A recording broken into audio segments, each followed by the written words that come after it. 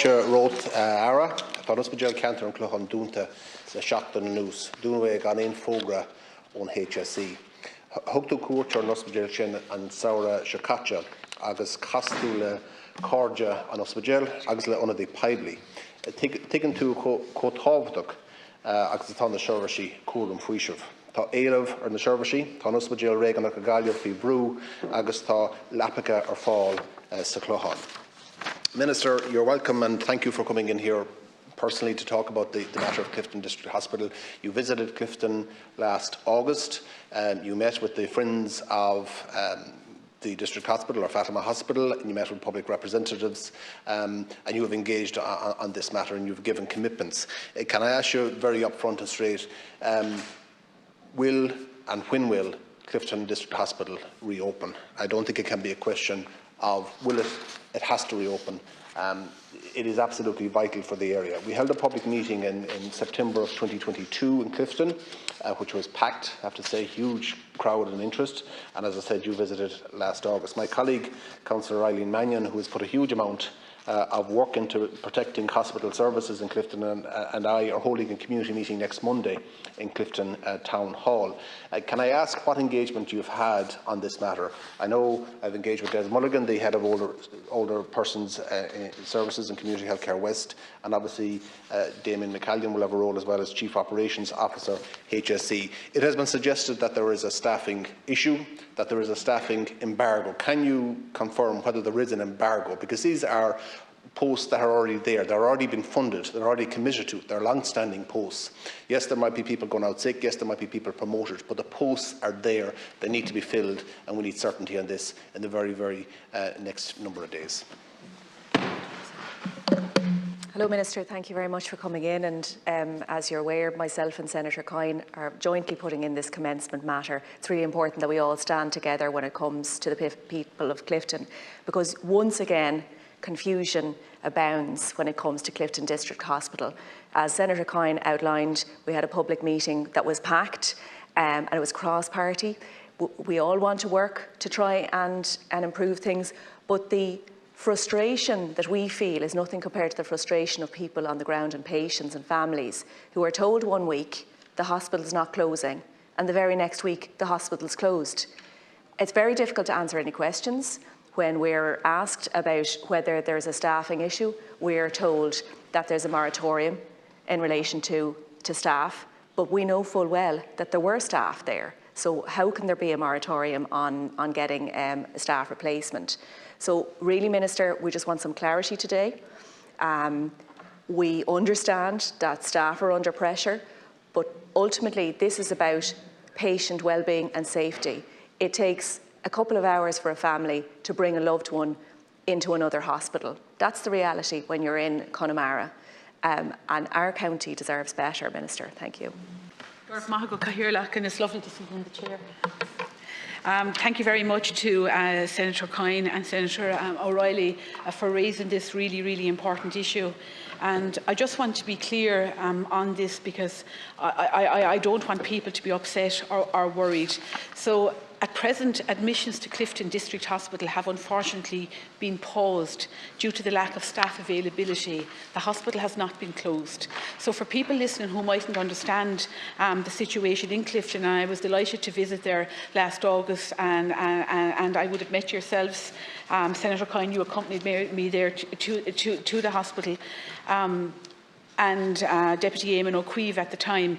And I suppose it was very important for me to see exactly what we were talking about. And I suppose I was really struck by how vast. I didn't realise, I know Connemara, but I didn't realise how vast Connemara was, that you were travelling nearly an hour from town to town. And when I went to Clifton, and so we see we have St Anne's Community Nursing Unit, which has 21 beds. There's 21 residents in there yesterday. They're all under fair deal. And it's really, really important that we protect, because these are long stay beds.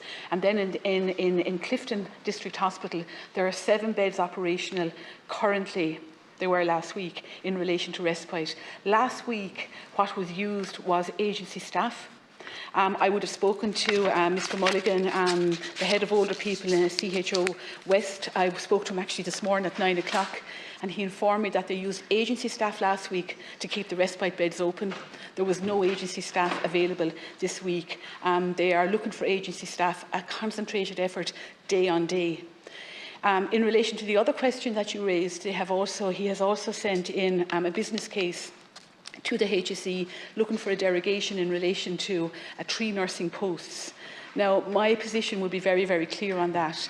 The hospital would have been funded for enough nursing posts for 21 long-stay beds and 7 respite beds, which are really, really important. And, you know, when somebody retires, or maybe somebody is out sick, or maybe somebody moves to another job, as far as I'm concerned, that post is already funded. So I will be speaking in relation to Mr McCallion in the HSE later on today to try and just get that certainty. As I said, when I visited Clifton earlier last year now, I was aware previously, and I have answered questions on this before, there are challenges in keeping both Clifton District Hospital and St Anne's Community Nursing Unit open, as the Community Healthcare West are currently unable to staff both rosters adequately. As I said, staffing at St Anne's is the priority because you have long-stay residential clients there. It's their home from home. For many people, it's where they lend, you know, where they spend their last days, and it is really, really important that that is maintained. And I would agree with the prioritisation of that over respite in this instance, but it's important that we deliver both. You can't expect people, to be fair, to go to Merlin Park. It's too far, you know, for respite care. It's too far for families who are visiting. Currently today, there are 3 people on a waiting list for respite in Clifton Community Hospital. And for those 3 people, it's vital that they do get those particular supports. I am delighted to say, as you know, that there is, I announced when I was in Clifton last year, there was plans for a total of 40 beds, a brand new state-of-the-art new community nursing unit, 20 long-stay beds, 10 dementia-specific beds and 10 short-stay beds, including for respite and step-down care. There is no effort at all to close down what's available to the people of Clifton and the surrounding areas. The respite beds are hugely important, and I will keep a focus on this day on day now until we have those beds back open. Senator, we'll do 1 minute reply, even though it's meant to be 30 seconds. Thank you, Minister, for the response, and I do welcome your commitment to have this unit reopened as quickly as possible. You're absolutely right. Respite is hugely important to those families that need it, that deserve it. The work that they do to keep loved ones out of full-time care, and everybody needs a break from that level of work. There is still, unfortunately, confusion in terms of whether the beds and the posts, I should say, are funded or not. And I think this is the crux of the matter.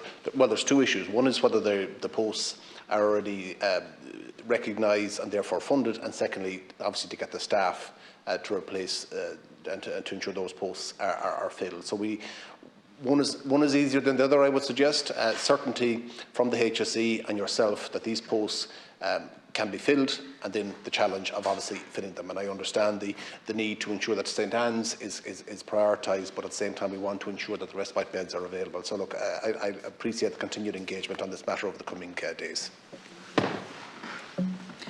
Ultimately, there shouldn't be a choice between one and the other. You know, there shouldn't be a choice between St Anne's and Clifton District Hospital.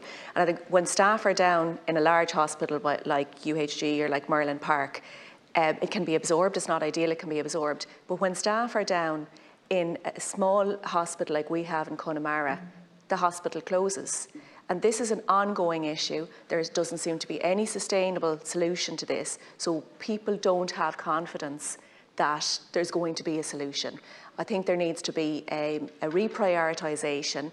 Certainly it's at the heart of Sláinte Care that we have local services for local people so that people aren't travelling. There needs to be a reprioritisation so that these local hospitals and local services actually, staffing needs to be prioritised for them. Thank you. Thank you both very much, and you know, and the way you have addressed this today, because we are all very, very conscious that this is home for many people, and the importance of respite. There is no bigger advocate in this whole building for community nursing units, HSE-run community hospitals, whether they're 40 beds or whether they're 80 beds. There's no bigger advocate for them than me. I would have met with Dr. Emer Ahern yesterday. She's the clinical lead for older people and for the whole of the country. And we had a very long meeting in which we discussed respite, the resumption of respite beds that haven't happened since COVID in some areas. We would have talked about transitional care funding, the whole importance of keeping older people out of acute hospitals and having the throughput through the community, like what you said, Senator O'Reilly, Sláinte care in the right place as close to home as possible. And for me, it's really, really important that these respite beds are opened without delay. In order just to, if you don't mind, Cathaoirleach, for 2 seconds, in order to respond to your question, there's 2 issues here. There's a dedicated focus on reopening these beds through agency staff, but that's not ideal. And there's no agency staff available this week. They were available last week. So that's the short-term solution. But the long-term solution is just to sort out whether these posts are funded or not. And hopefully I'll be able to come back to you later in the day with some clarity on that. Thank you very much.